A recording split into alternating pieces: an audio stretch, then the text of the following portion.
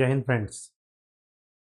Electrical machine में जो हमारा लास्ट टॉपिक चल रहा था डीसी मशीन में, और उस डीसी मशीन में हम लोग न्यूमेरिकल कर रहे थे।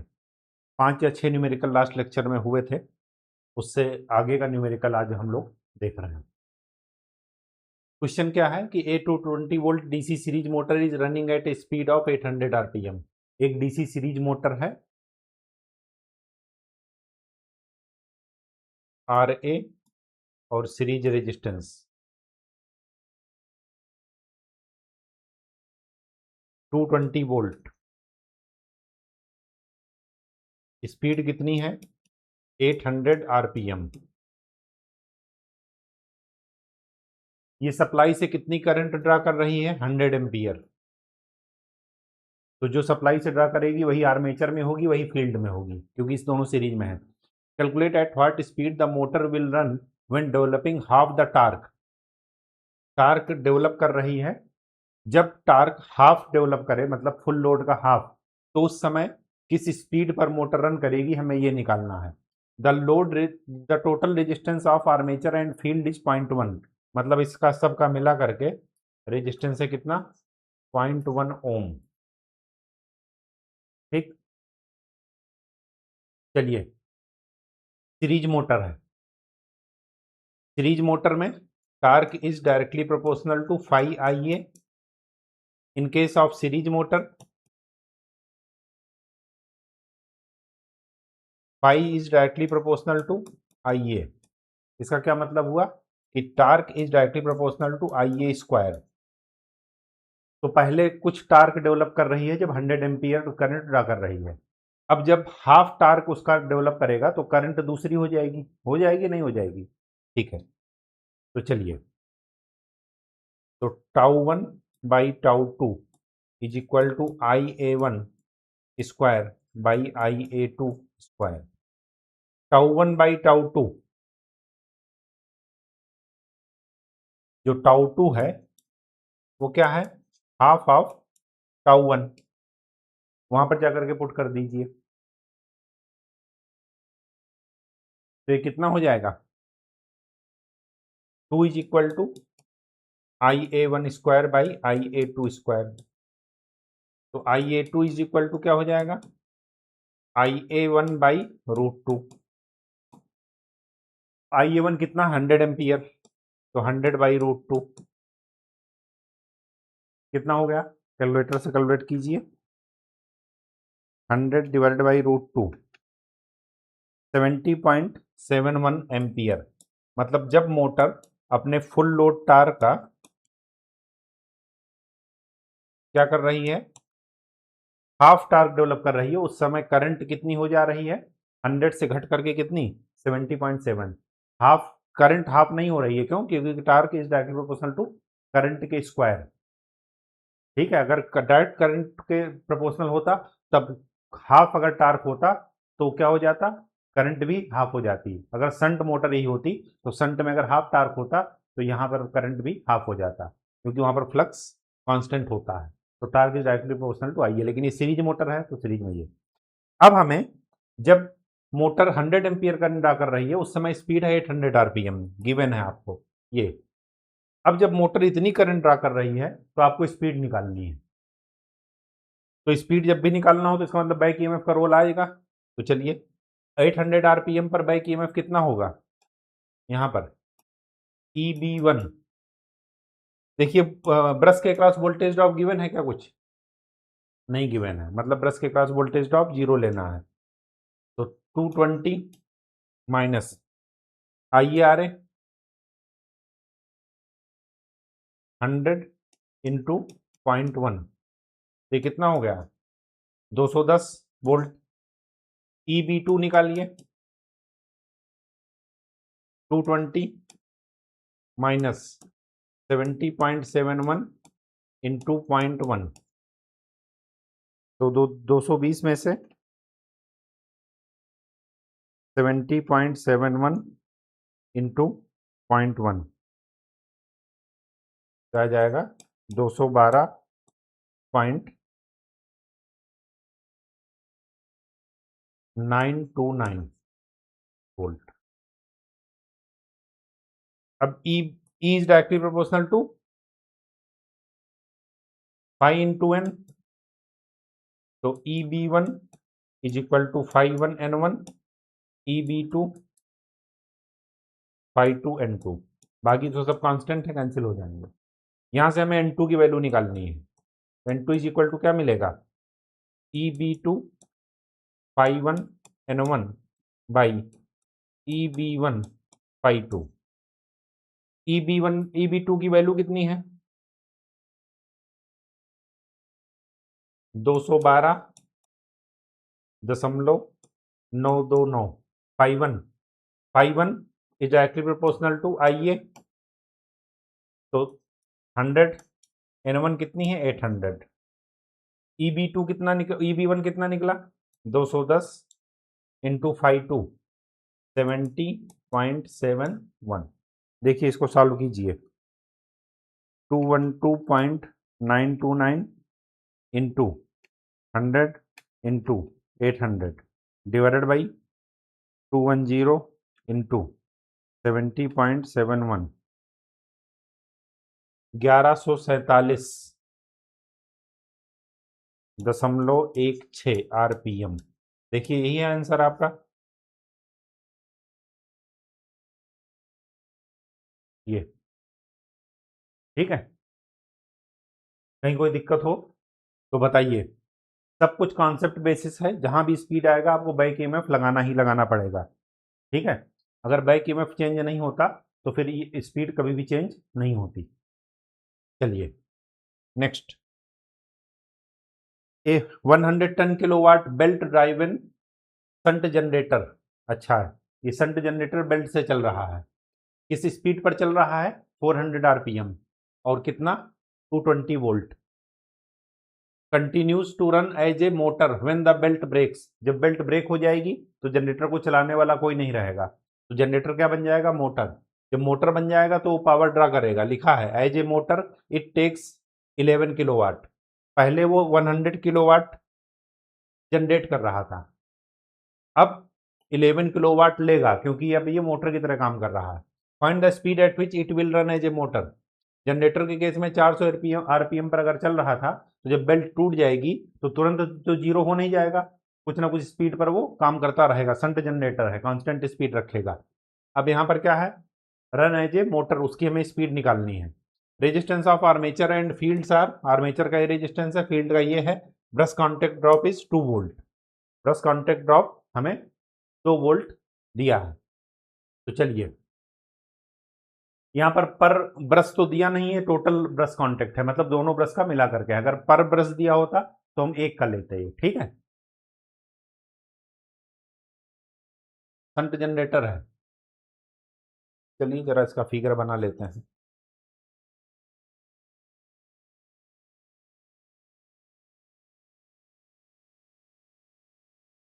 आर्मेचर का है रेजिस्टेंस 0.025 ओम, और यहाँ का है 55 ओम, और टर्मिनल वोल्टेज आपको मिल रहा है 220, ठीक है। पावर कितनी है 110 किलोवाट, तो करंट निकाल लीजिए आईएल। अभी हम जनरेटर के रूप में देख रहे हैं, जब ये जनरेटर के रूप में काम कर रहा तो करंट कितनी बाहर निकाल रहा होगा, पावर 110 इंटू 1000 डिवाइडेड बाई 220, तो ये कितना हो गया 500 एम्पियर। यहां पर कितनी करंट जा रही होगी, ये जो 500 एम्पियर है ये कहां पर है, लाइन पर, जो ये करंट बाहर निकाल रहा, क्योंकि आपको पावर यहां से मिल रही है। Power is equal to V into I होगा 500। यहां पर कितनी करंट जा रही होगी, इस ब्रांच का वो वोल्टेज डिवाइडेड बाय इसका रेजिस्टेंस। वोल्टेज कितना है 220, तो 220 को 55 से डिवाइड कर देंगे तो मिल जाएगा 4 एम्पियर। इसका मतलब ये हुआ कि ये कितना जनरेट कर रहा होगा, आई ए कितना जनरेट कर रहा होगा 500 प्लस 4, 504 एम्पियर करंट यहां से बाहर निकल रही होगी, ठीक।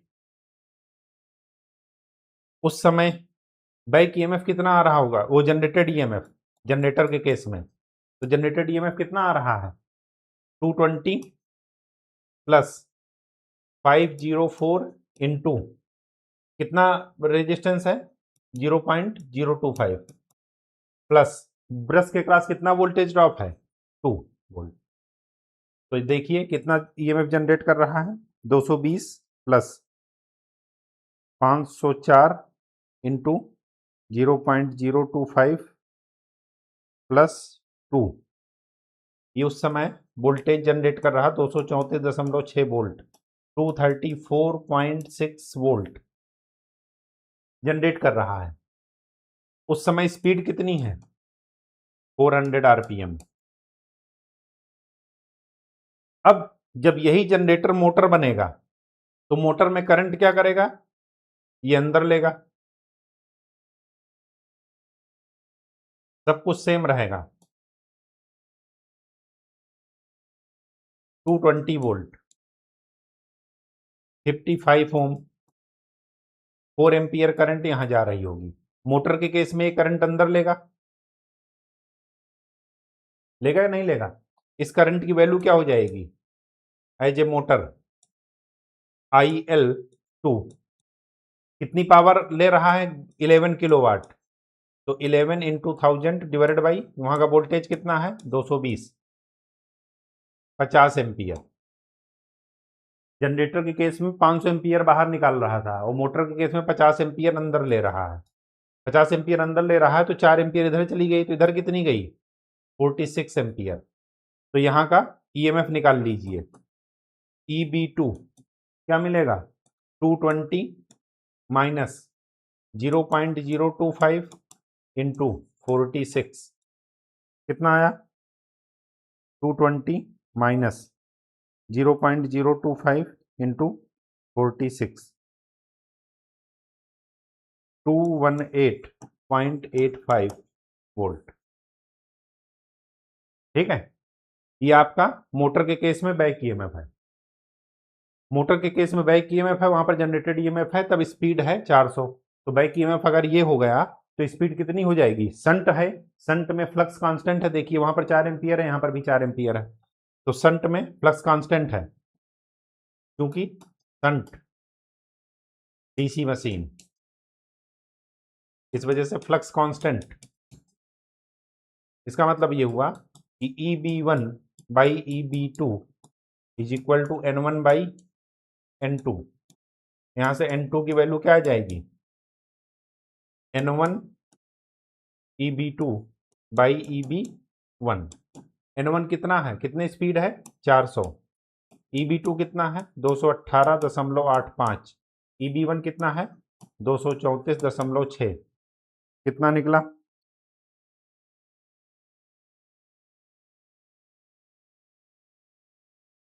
373.15 आरपीएम, ये आपका आंसर है। ठीक है, जरा देखिए 373 आ रहा है 369.7, कुछ गड़बड़ हो गया,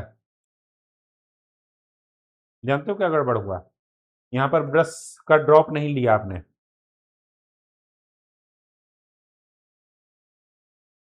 तो -2, तो 220 218 माइनस 0.025 इंटू 46 216.85, तो इसको 216 कर दीजिए 218 की बजाय,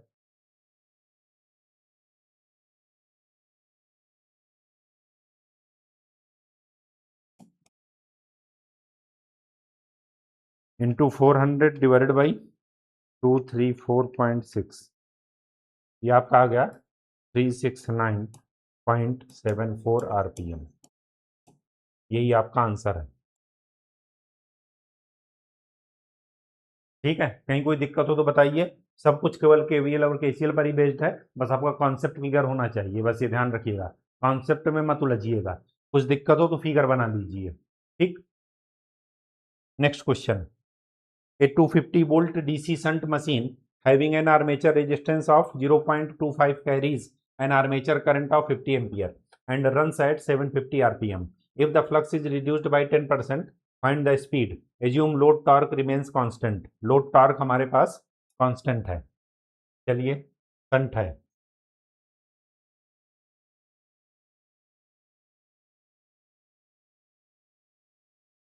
टू 250 वोल्ट मोटर है, आर्मेचर रेजिस्टेंस कितना है 0.25 ओम, आर्मेचर करंट कितनी कैरी कर रही है 50 ampere, and run at 750 RPM, 750 RPM पर रन कर रहा है। तो यहाँ से ईबी की वैल्यू, ब्रश वोल्टेज कुछ दिया है नहीं दिया, तो ईबी की वैल्यू निकाल लीजिए, कितनी हो जाएगी 250 माइनस 50 इंटू 0.25, कितना मिला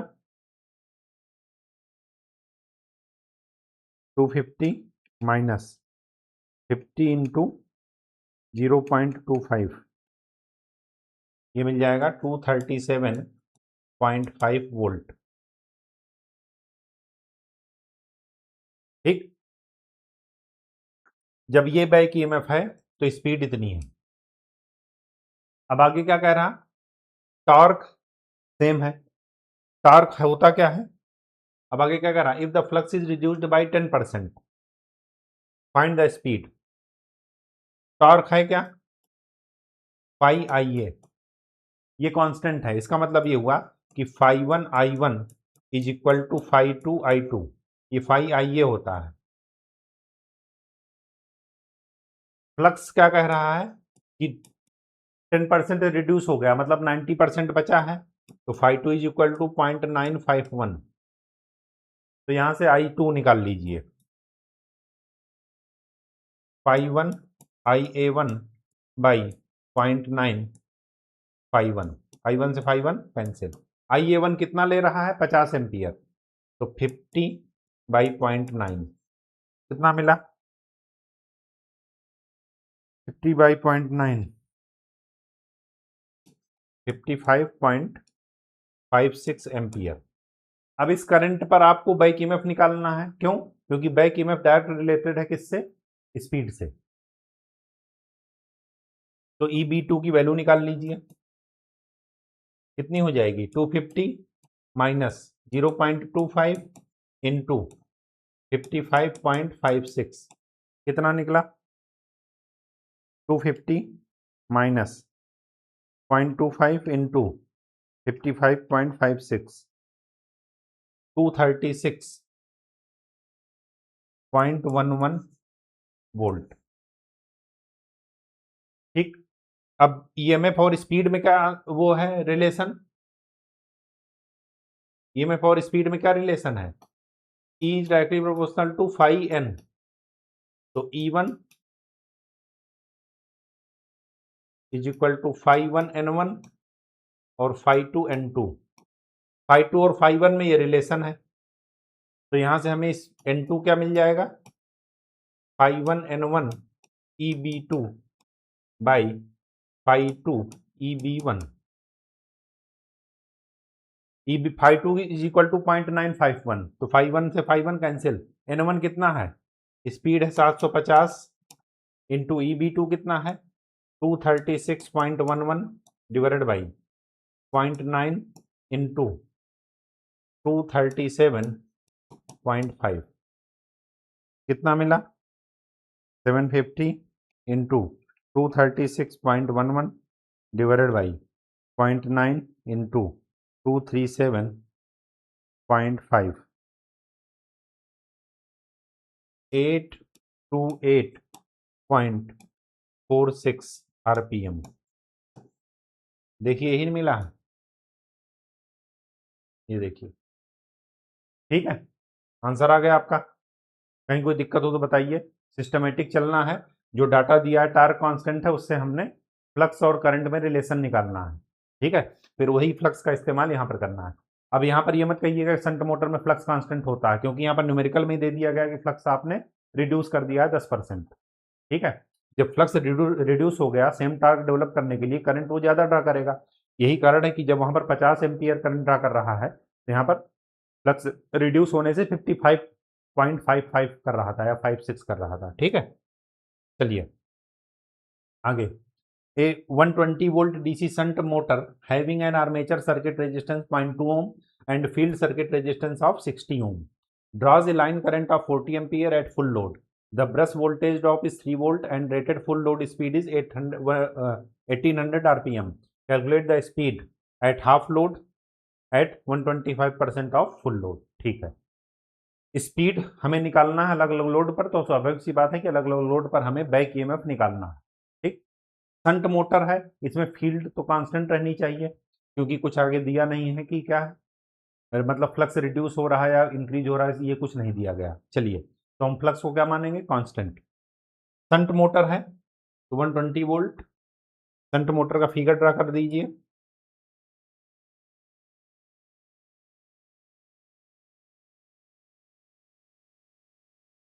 वन 120 वोल्ट है, शंट का रेजिस्टेंस है 60 ओम और आर्मेचर का है 0.2 ओम। ठीक, लाइन करंट है मोटर की 40 एम्पियर। अब ध्यान से देखिए, यहां पर 120 वोल्ट है, यही पैरेलल में यहां पर है, तो यहां पर करंट कितनी जा रही होगी, 2 एम्पियर। 40 उसने ड्रा किया तो इसके अंदर कितनी जा रही होगी, 38। अब यहां पर हमें बैक ईएमएफ निकाल लेना है तुरंत। EB1 इज इक्वल टू क्या मिल जाएगा, 120 माइनस 38 इंटू 0.2 इन माइनस ब्रश का वोल्टेज ड्रॉप गिवन है, दोनों वोल्टेज ड्रॉप पर the brush voltage drop is 3 volt, total मिलाकर के है 3 वोल्ट। तो यहां से बैक ईएमएफ निकाल लीजिए। इस बैक ईएमएफ पर स्पीड कितनी गिवन है, आपको गिवन है 1800 आरपीएम। ठीक, चलिए जरा निकालिए। 120 माइनस 3 माइनस 38 इंटू 0.2 109.4 वोल्ट। अब हमें क्या करना है, आगे कह रहा है एट हाफ लोड पर स्पीड निकालिए। अब ध्यान से देखिए, संट मोटर है ये, संट मोटर पर जब भी लोड बढ़ता या घटता है तो आपको पता है कि फील्ड कांस्टेंट रहती है, फील्ड में आपको चेंज नहीं करना। इसका मतलब ये हुआ कि लोड के घटने या बढ़ने से किस पर असर पड़ेगा, आर्मेचर करंट पर। तो आर्मेचर करंट पहले अगर 40 एम्पियर थी, सॉरी लाइन करंट 40 एम्पियर थी, तो इस समय एट हाफ लोड जो लाइन करंट हो जाएगी वो क्या हो जाएगी, 40 का जस्ट हाफ 20 एम्पियर। अब 20 में से 2 तो इधर ही चली गई फील्ड में, इधर कितनी गई 18। तो इसका मतलब ये हुआ कि हाफ लोड पर EB2 कितना मिलेगा, 120 माइनस 18 इंटू 0.2 माइनस 3, यही तो मिलेगा ना। तो कितना मिल जाएगा, 117 माइनस 18 इंटू 0.2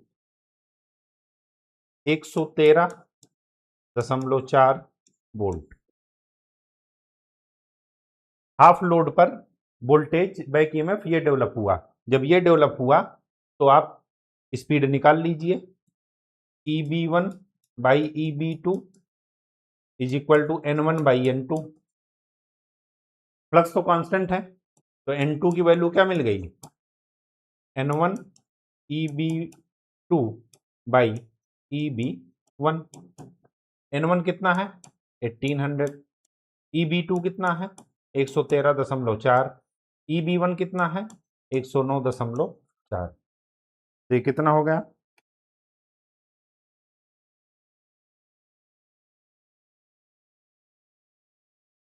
1865.82 आरपीएम।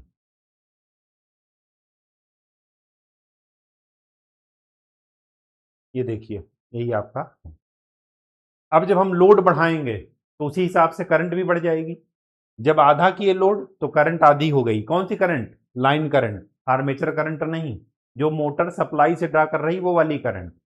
ठीक है, फिर उसको तो हम अंदर डिस्ट्रीब्यूट कर रहे हैं कि आर्मेचर में कितनी जाएगी। अब अगर हम लोड बढ़ा रहे हैं तो करंट क्या हो जाएगी, अगर हमने लोड बढ़ाया कितना किया 125%, तो IL2 कितनी हो जाएगी 1.25 इंटू 40, जब हाफ किए थे तो 40 का आधा कर दिए थे। अब कितना परसेंट है? 125%, मतलब जस्ट 1.25 टाइम्स। तो ये कितना हो गया? 50 एम्पियर। अब 50 में से फील्ड में कितनी चली जाएगी? फील्ड का तो फिक्स है 2, तो इधर कितनी जाएगी? 48। तो ई बी की वैल्यू EB3 मान लेते हैं। EB3 की वैल्यू कितनी मिलेगी? 120 माइनस 48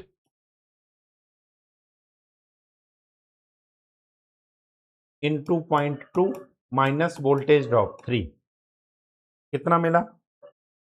117 माइनस 48 इंटू 0.2, 107.4 वोल्ट। अब क्या फार्मूला लगा दीजिए? EB1 by EB3 is equal to N1 by N3। तो N3 की वैल्यू क्या मिली? N1 EB3 by EB1। N1 है 1800, ये है 107.4, और EB1 कितना है? 109.4, 109.4 इंटू 1800 डिवाइडेड बाई 109.4। आपकी स्पीड आ गई 1767.1 RPM। ठीक, सब कुछ कॉन्सेप्ट पर बेस्ड है, कुछ भी नया नहीं है। जब भी स्पीड में परिवर्तन आएगा, चेंज आएगा, वो हमेशा बैक ईएमएफ की वजह से आएगा। ठीक, next, a shunt wound motor has an armature resistance of 0.1 ओम।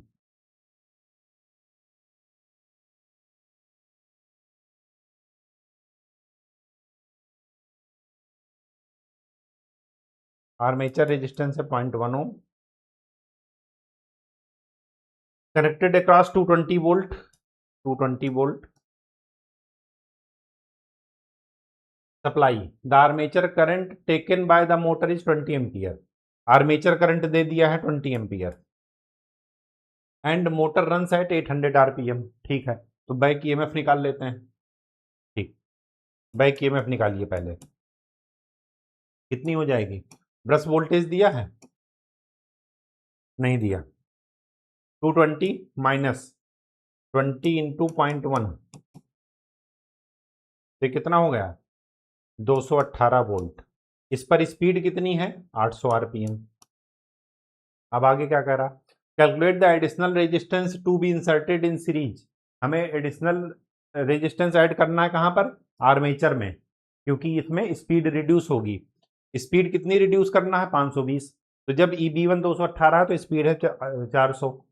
अब EB1 कितना हो कि स्पीड हो जाए 520 RPM?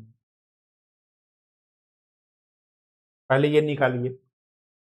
तो EB2 कितना हो जाएगा? EB1 by EB2 is equal to N1 by N2। तो यहां से EB2 की वैल्यू कितनी आ जाएगी?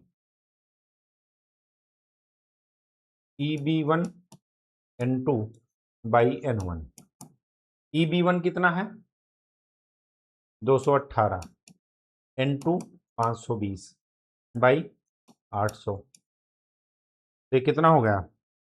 218 इंटू 52 डिवाइडेड बाई 80, 141.7 वोल्ट। अब हमें एक रेजिस्टेंस इसमें सीरीज में जोड़ना है। वो रेजिस्टेंस क्या करेगा? EB जो पहले 218 आ रहा था उसको चेंज करके कितना बदल देगा? 141.7। चलिए,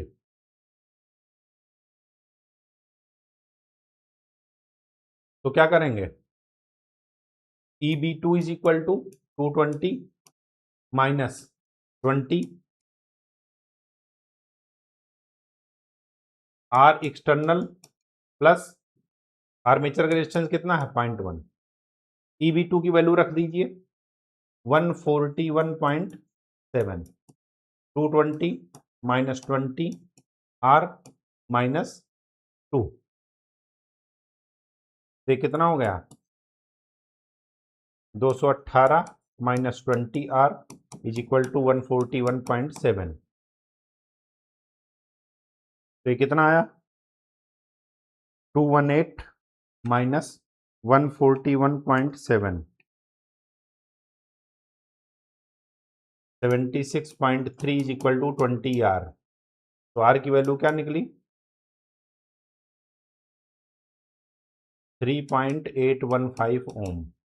देख रहे हैं जब भी हम आर्मेचर मतलब आर्मेचर कंट्रोल मेथड या आर्मेचर रेजिस्टेंस कंट्रोल मेथड या ये कहिए रियोस्टेटिक मेथड लगाते हैं स्पीड कंट्रोल के लिए, तो आर्मेचर करंट सेम रहेगी, आर्मेचर रेजिस्टेंस ऐड करते हैं जिससे कि ईबी बैक ईएमएफ वो घट जाता है। क्यों? क्योंकि रेजिस्टेंस के क्रॉस वोल्टेज ड्रॉप ज़्यादा हो जाता है। पहले देखिए जब रेजिस्टेंस नहीं था तो 218 वोल्ट आ रहा था ईबी, हमने एक्सटर्नल रेजिस्टेंस लगाया तो कितना आ गया ईबी 141। यही घटा हुआ ईबी रिलेट करता है स्पीड को, तो जब ये ईएमएफ घटेगा तो स्पीड भी क्या होगी कम होगी। देखिए आपका आंसर यही आ रहा है 3.815। ठीक, चलिए next. A 220 volt DC series motor takes 40 ampere when giving its rated speed at 1500 rpm। ठीक है, एक सीरीज मोटर है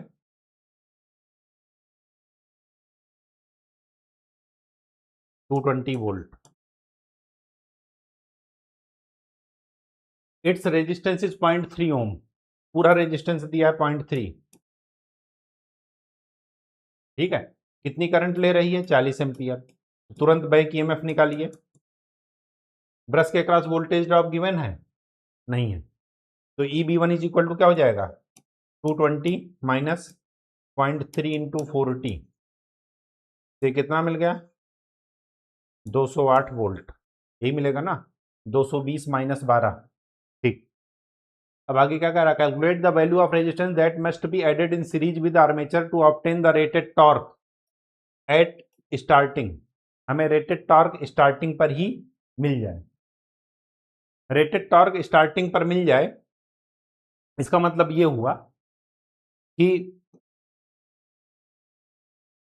जो आपका एक्सटर्नल रेजिस्टेंस ऐड करेगा वो क्या करेगा स्पीड कंट्रोल पर ध्यान देगा।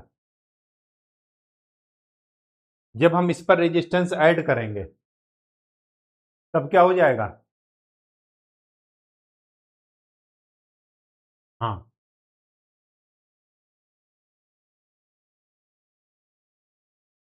अच्छा स्टार्टिंग में, ठीक है। तो स्टार्टिंग के समय यहां पर पहला क्वेश्चन, पहला पॉइंट क्या है स्टार्टिंग में ईबी की वैल्यू क्या हो जाएगी जीरो, क्योंकि एन स्पीड स्पीड क्या होती है जीरो स्टार्टिंग के समय। इसका मतलब ये हुआ कि जब मैं ये फार्मूला लगाऊंगा EB is equal to V minus I A R A plus external resistance. अब ईबी की वैल्यू तो स्टार्टिंग पर जीरो, इसका मतलब ये हुआ कि R A plus external resistance is equal to V by I ए।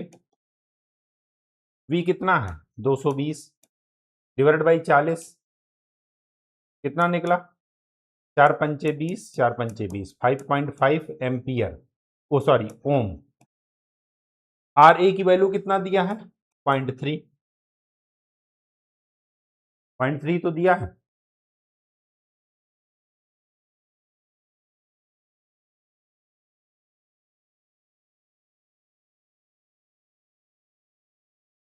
ठीक है, तो एक्सटर्नल रेजिस्टेंस आपको मिला क्या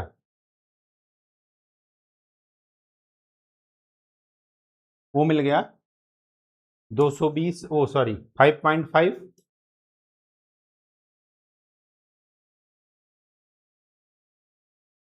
माइनस 0.3, ये कितना हो गया 5.2 ओम।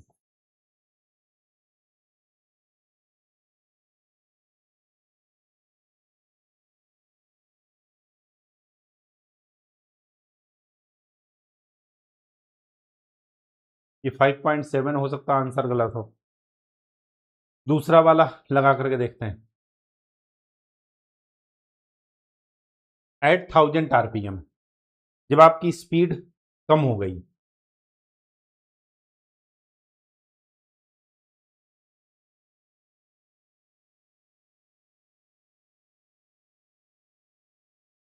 सीरीज मोटर है, ध्यान रखिएगा,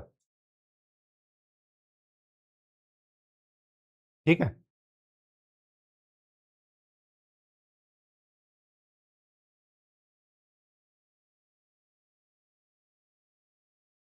अब ये सीरीज मोटर है,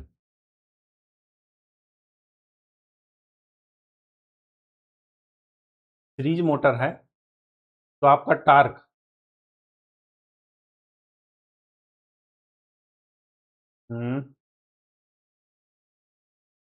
1000 RPM।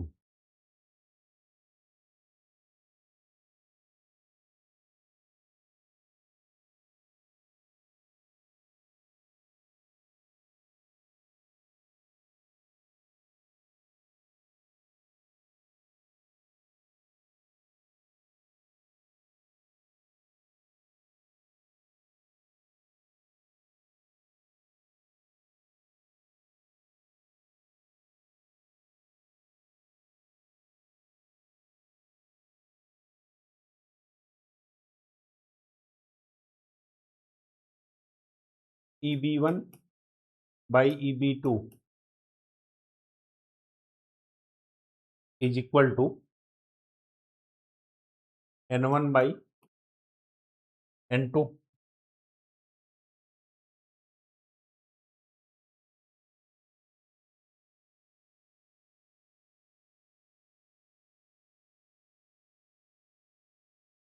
ये phi1 phi2।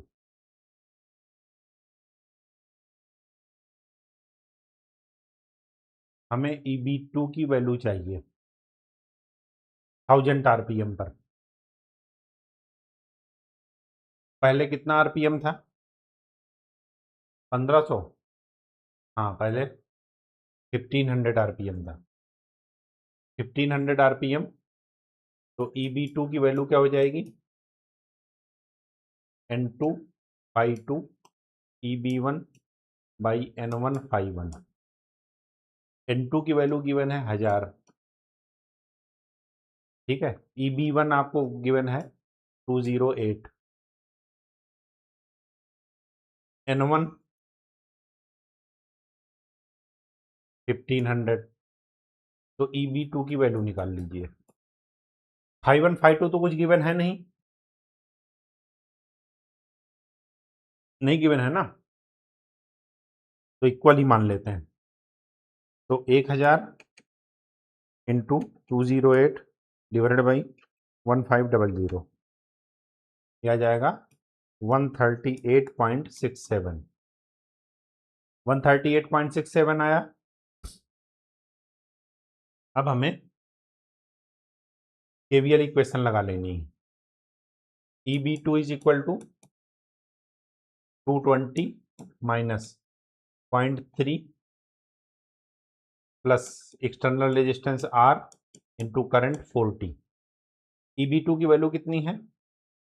इसका मतलब ये हुआ कि 0.3 plus R is equal to 220 minus 138.67 divided by 40। कितना आया? 220 माइनस 138.67 डिवाइडेड बाई 40, ये आ गया 2.03।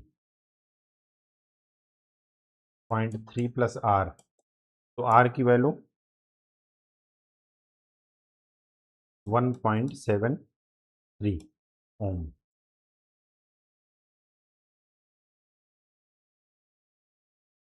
लेकिन वहां पर आ रहा है 1.9 ओम। ऐसा तो हो नहीं सकता।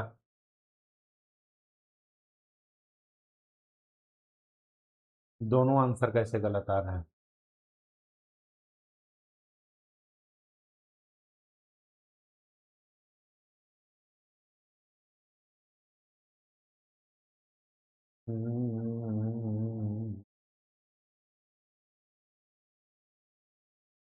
दोनों आंसर तो गलत नहीं आने चाहिए।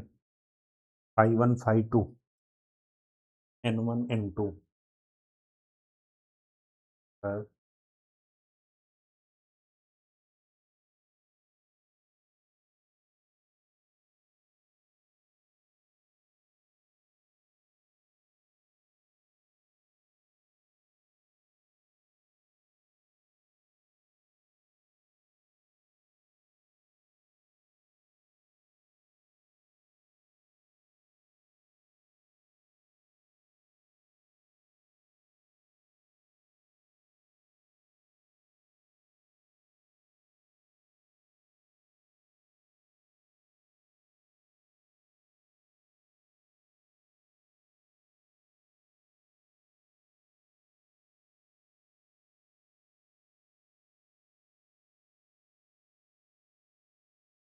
कहीं डाटा में तो कुछ गलत नहीं किए।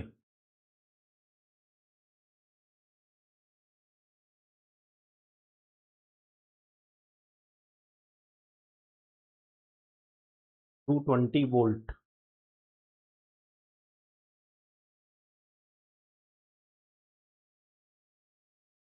फील्ड के बारे में कुछ नहीं गिवन है, तो करंट हमने सेम माना। सही है, इसको सुधार लीजिए, आंसर इसको करेक्ट कर लीजिए।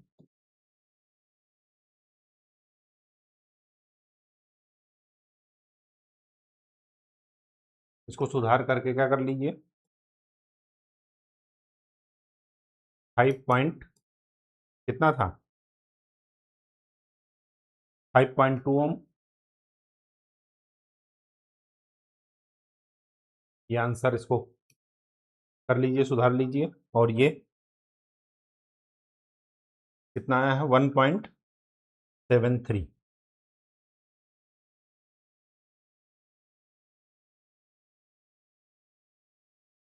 ठीक है, ये आंसर सुधार लीजिए, और तो इसमें कुछ गलती होने का चांस है नहीं।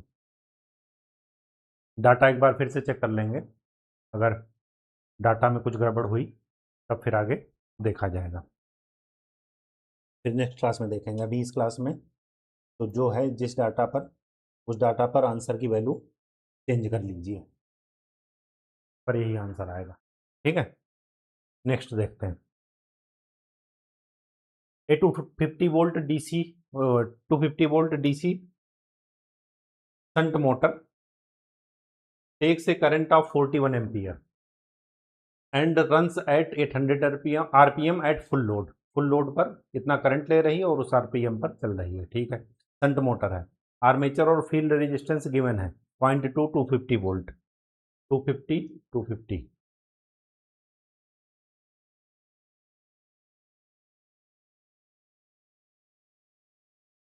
250 ओम, 250 वोल्ट। तो यहाँ पर करंट कितनी गई, 1 एम्पियर। टोटल ये सप्लाई से ले रहा है 41 एम्पियर, 41। इसका मतलब कि यहाँ के अंदर कितनी करंट जाएगी, 40 एम्पियर। आर्मेचर का रेजिस्टेंस कितना गिवन है, 0.2 ओम। 0.2 ओम ये गिवन है।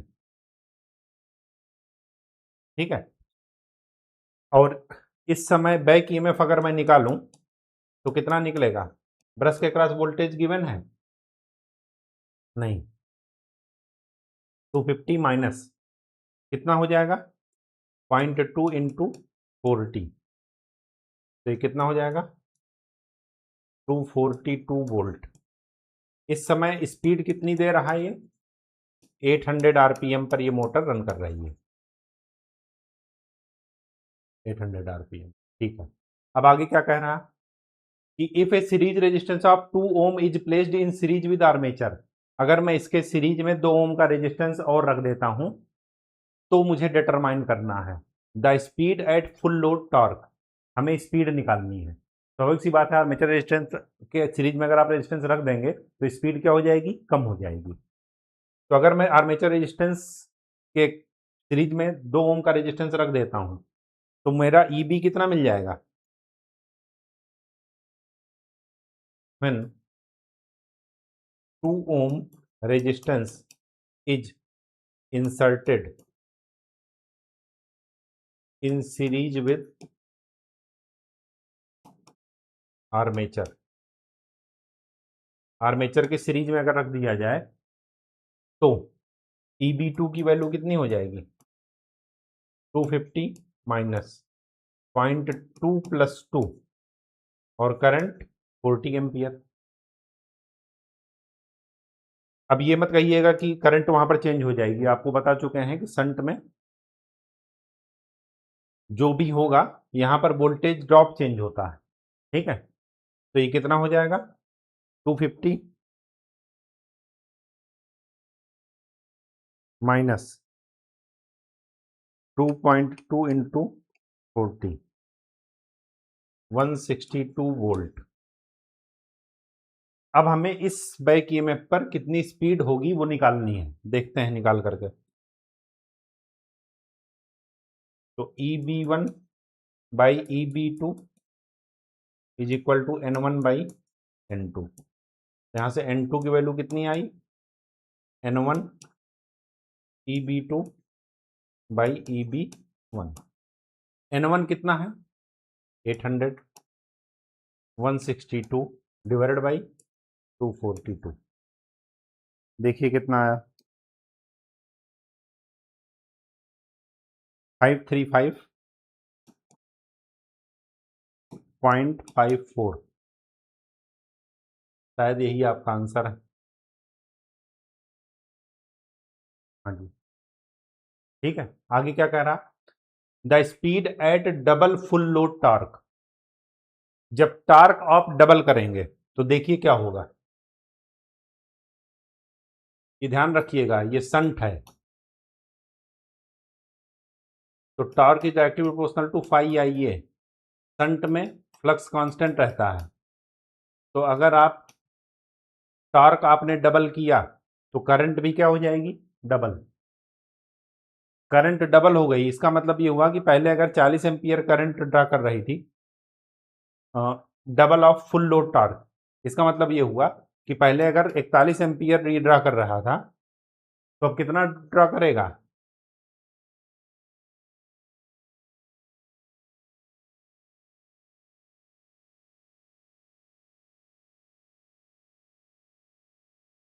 IL कितनी ड्रा होगी 41 इंटू 2, 82 एम्पियर। 82 में से 1 उधर चली गई तो इधर कितनी गई आर्मेचर में 81, तो वहां पर EB निकालिए, EB3 वो कितनी हो जाएगी 250 माइनस 0.2 प्लस 2 इंटू 81, क्योंकि 82 लाइन से ड्रा किया तो वहां से कितना डेवलप, वहां से आर्मेचर में कितना जाएगा 81 जाएगा। जरा इसकी वैल्यू निकालिए 250 माइनस 2.2 इंटू 81,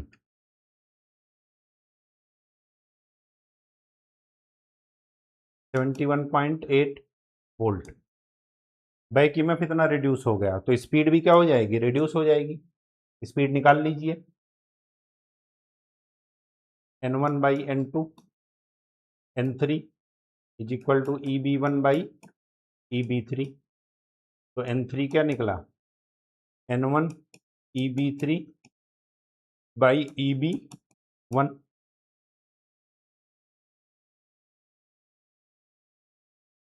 तो N3 is equal to 800 into 71.8 divided by 242, कितना निकला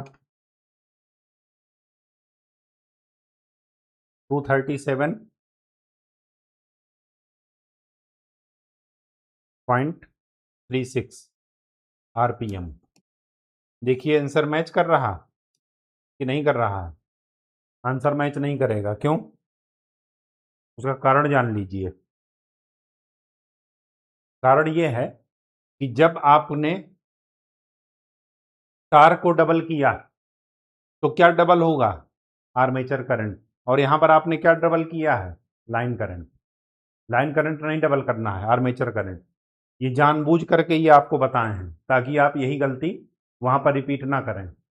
हर एक सिंबल का अपना एक मीनिंग है, ठीक है, अदरवाइज काम गड़बड़ हो जाएगा।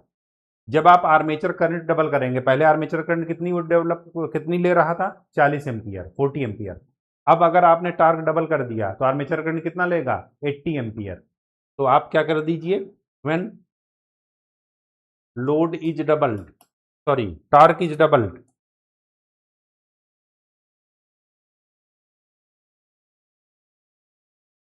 टार्क डबल्ड, तो आर्मेचर करंट क्या हो जाएगा 2 times of previous armature current, और वो प्रीवियस आर्मेचर करंट कितना है 40, तो 40 का दोगुना 80 एम्पियर। अब यहां से आप EB3 की वैल्यू निकालिए 250 माइनस 2 प्लस 0.2 इंटू 80, तो ये कितना मिला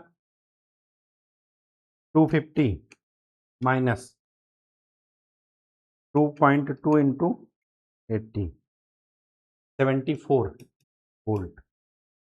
अब आपकी स्पीड निकालिए, 800 इंटू 74 डिवाइड बाई 242।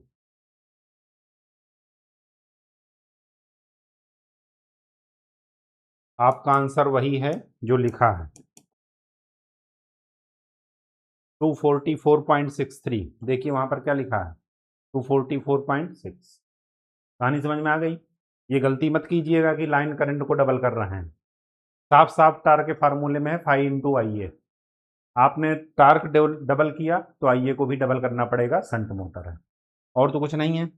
आगे क्या कह रहा, थर्ड वाला, stand still torque in terms of full load torque.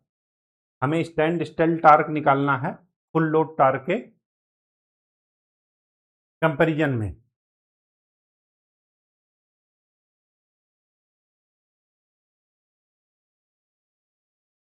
तो torque is directly proportional to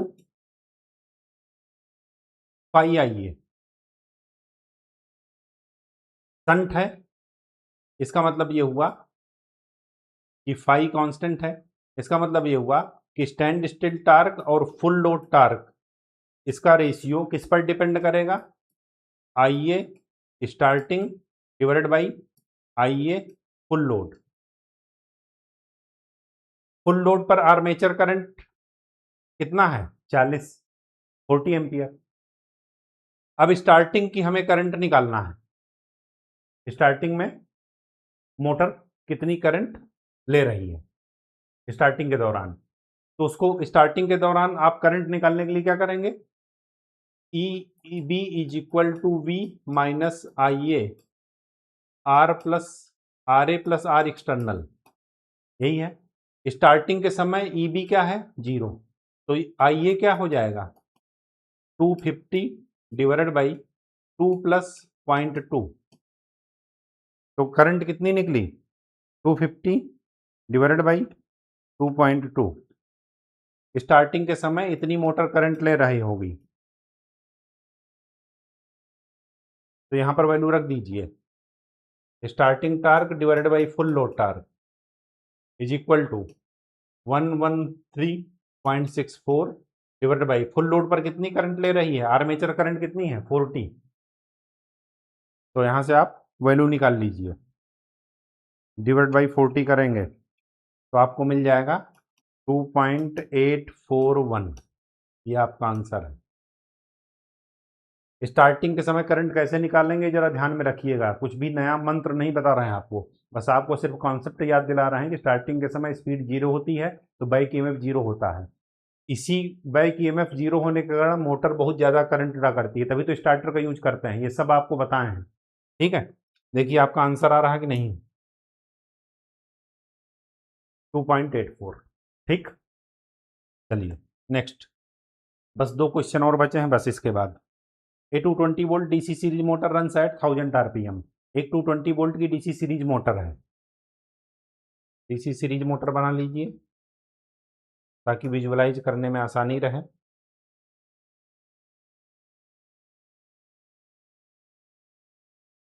and combined resistance of armature and field is 0.4 ohm. Calculate the resistance to be inserted in series with armature so as to reduce the speed by 800 rpm।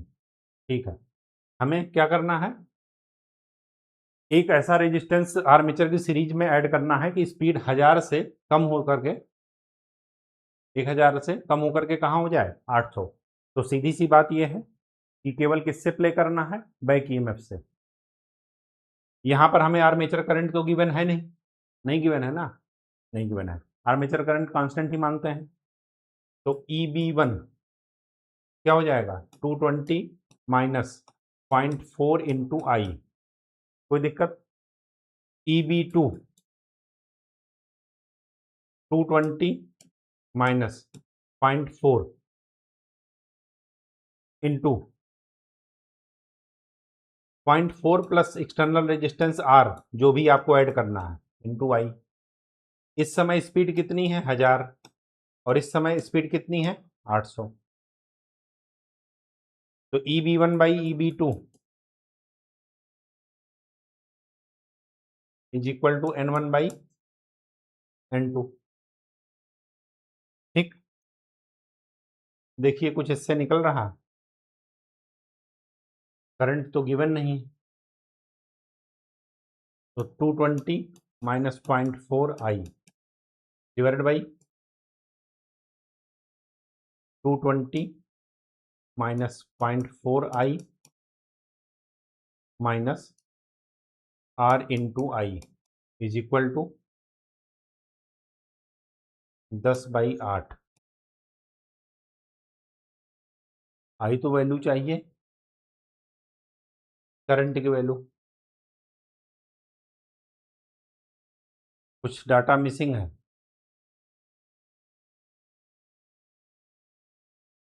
आई की value चाहिए, एक minute में देख लेता हूं कि question में आई की वैल्यू अगर गिवन है तो ठीक है।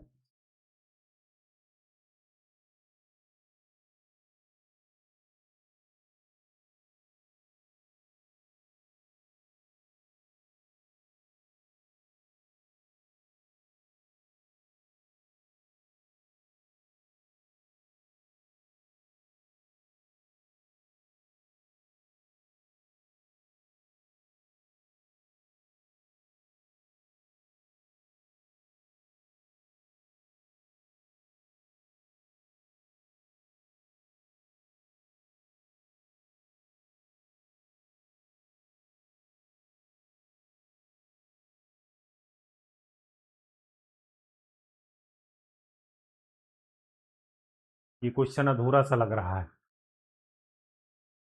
अधूरा सा लग रहा है, तो नेक्स्ट क्लास में इसको देखेंगे। अभी ये डाटा इसका मिल नहीं रहा है। नेक्स्ट क्वेश्चन देखते हैं, ये क्वेश्चन आगे बताएंगे, इसमें अधूरा है, डाटा मिसिंग है। एक नेक्स्ट क्वेश्चन देखते हैं। A series motor with an unsaturated magnetic circuit having total resistance 0.5 ohm. देखिए जब भी कहा जाए अनसैचुरेटेड है, इसका मतलब ये हुआ कि सब कुछ आइडियल कंडीशन वाला है, मतलब लीनियर प्रोपोर्शनल में चीजें वेरी कर रही हैं। ठीक है, चाहे वो ईएमएफ इक्वेशन हो और चाहे टार्क वाली। लेकिन यहाँ पर सीरीज मोटर है, तो सीरीज मोटर का क्या मतलब है कि phi is directly proportional to I A, field flux armature current के डायरेक्टली प्रोपोर्शनल है। जब भी सेचुरेशन नहीं होगा तो चीजें लेनियर ही वेरी करेंगी। ठीक है, चलिए, टोटल रेजिस्टेंस सीरीज और आर्मेचर का है 0.5 ohm. When running at certain speed, हमें स्पीड नहीं गिवन है, उस समय वो 60 एम्पियर करंट ड्रा कर रही है, किस पर, 500 वोल्ट पर। तो एक सीरीज मोटर बना लीजिए,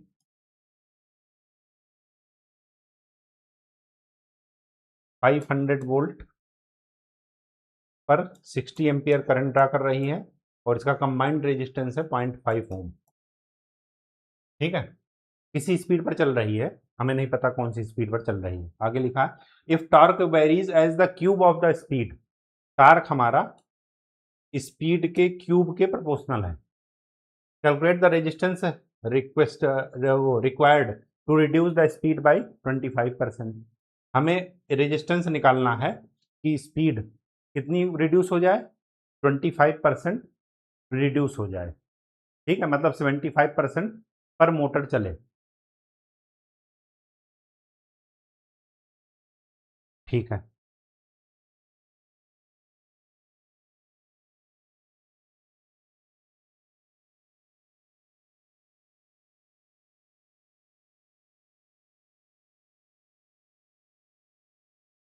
क्या किया जाए,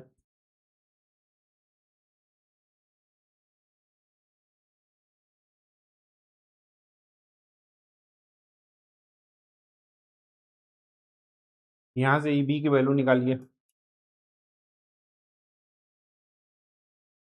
500 माइनस 0.5 इंटू 60 आ जाएगा 470 वोल्ट। ठीक है,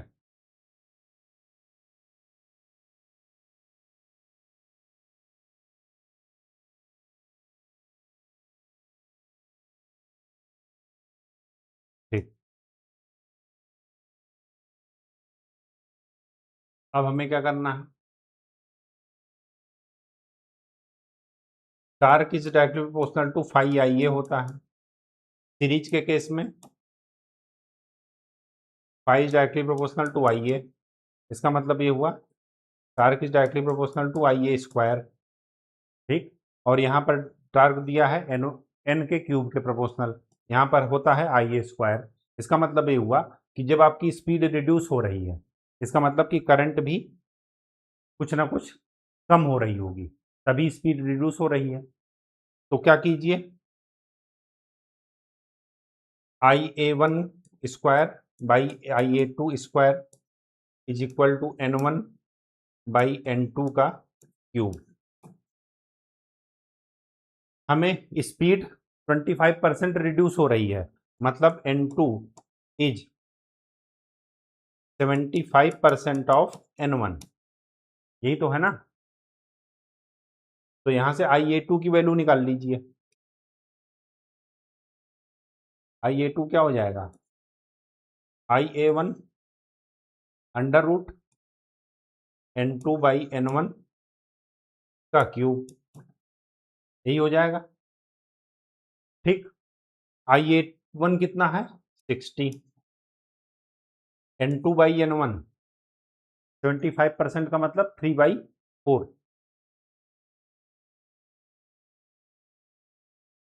तो ये कितना मिला, तो 60 इंटू 3/4 इंटू √3/2।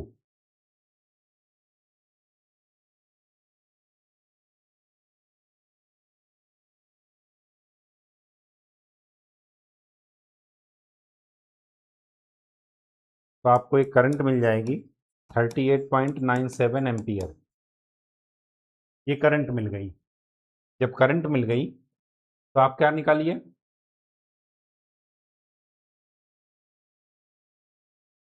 रेजिस्टेंस निकालना है। तो EB1 ओ सॉरी EB2 निकालिए।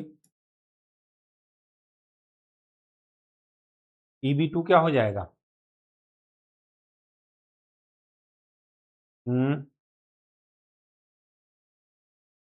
500 minus 38.97 R plus R external 0.5 plus resistance R। ठीक है,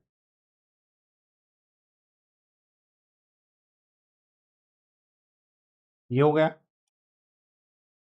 और EB1 है 470,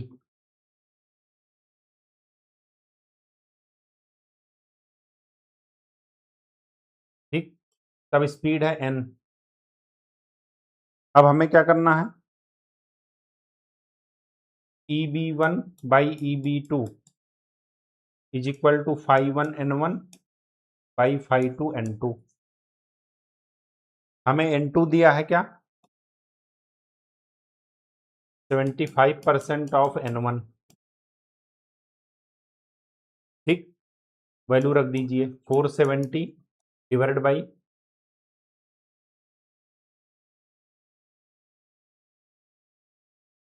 500 माइनस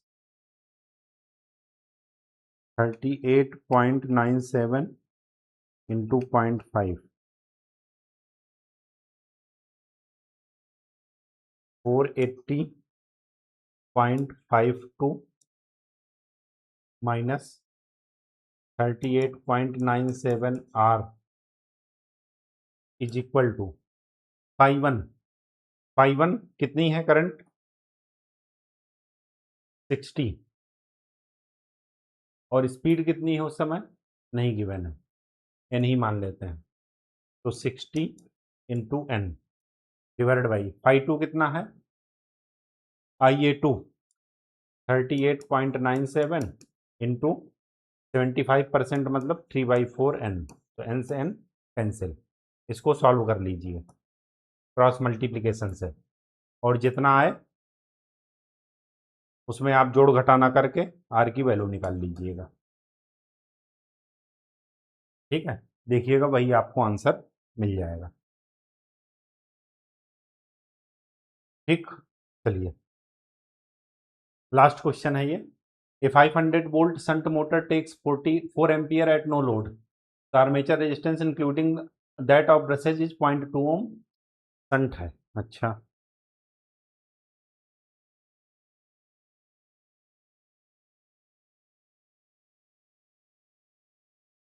ये है 0.2 ओम, 500 वोल्ट,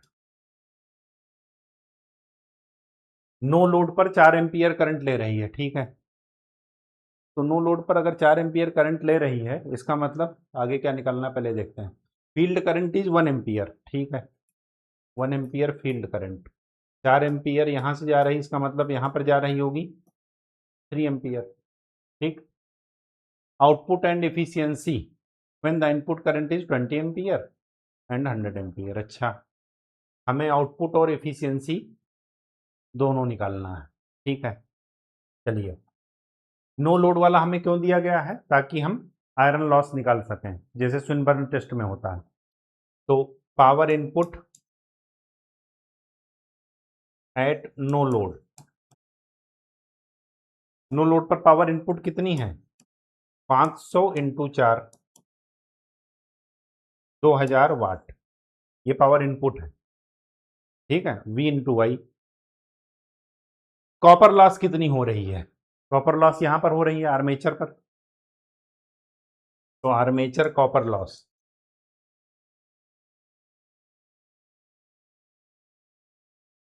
वो कितनी हो रही है, आई स्क्वायर आर, तो 3 स्क्वायर इंटू 0.2, 1.8 वाट। इसका मतलब ये हुआ कि आपकी आयरन लॉस कितनी है, input power at no load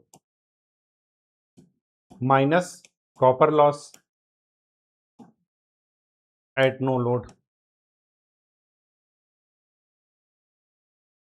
तो 2000 माइनस 1.8 कितना निकला, 1998.2 वाट। कोई दिक्कत हो तो बताइएगा, यही होगा ना, ठीक है।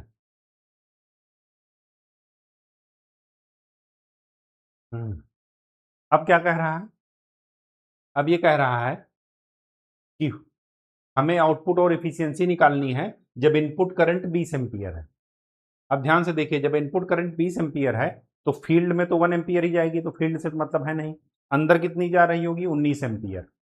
इसका मतलब ये हुआ कि जब when input current is 20 ampere, अब first point, when input current is 20 ampere, तो कॉपर लॉस आपकी कितनी हो जाएगी, 20 - 1, 20 - 1 क्यों, क्योंकि एक तो फील्ड में चली गई, इंटू 0.2 आई स्क्वायर आर, तो ये कितना हो गया, 19 स्क्वायर इंटू 0.2, 72.2 वाट, 72.2 वाट, ये कॉपर लॉस हो गई। आयरन लॉस आपकी कितनी है, लिखाई है आपने 1998.2 वाट। इनपुट पावर कितनी है, जब 20 एम्पियर करंट ले रहा तो पावर इनपुट, तो 20 इंटू 500 कितना हो गया, 10,000। तो आउटपुट क्या हो जाएगा, इनपुट माइनस लॉसेस, तो ये कितना हो गया,